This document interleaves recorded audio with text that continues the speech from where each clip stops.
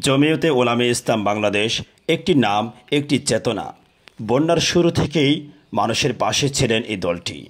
বন্যা দুর্গত দেশের প্রত্যন্ত অঞ্চলগুলোতে চষে বেড়াচ্ছেন তারা। মানুষের পাশে দাঁড়িয়েছেন ত্রাণ সামগ্রী, নগদ অর্থ এবং সংস্কারমূলক কাজ নিয়ে। এরই ধারাবাহিকতায় ব্রাহ্মণপাড়া থানাধীন সাহেবাবাদ বাজারে অবস্থিত মারকাজে ওসমান রাদিয়াল্লাহু তাআলা আনহু মাদ্রাসায় উপস্থিত হয়েছিলেন জামিয়া মিরপুর ঢাকার স্বনামধন্য পরিচালক বাহাউদ্দিন জাকারিয়া হাফিজাহুল্লাহ, লোকমান মাজহারি হাফিজাহুল্লাহ এবং কুমিল্লার রত্ন শামসুল ইসলাম জিলানী হাফিজাহুল্লাহ সহ জমিয়তে উলামায়ে ইসলাম বাংলাদেশের কেন্দ্রীয় নেতৃবৃন্দ। এর আগেও জমিয়তের মহাসচিব মাওলানা মনসুরুল ইসলাম আফিন্দি সাহেব আসছিলেন। পানি ভেঙে মানুষের ঘরে ঘরে পৌঁছে দিয়েছিলেন বিভিন্ন ত্রাণ সামগ্রী। আলেম ওলামা ও দিনদারদের মিলন মেলায় উপস্থিত সকলের মাঝে নগদ অর্থ প্রদান করেন।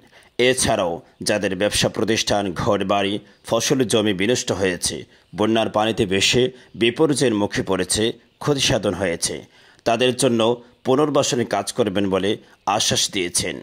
যে সমস্ত দিনদার পরিবার মানুষের কাছে চাইতে লজ্জাবোধ করে, তাদেরকে প্রাধান্য দেওয়া হবে বলে আমাদেরকে একথা জানিয়েছেন। বাংলাদেশে যে কোনো দুর্যোগে জনতার পাশে থেকে কাজ করবেন বলে একথাও ব্যক্ত করেন।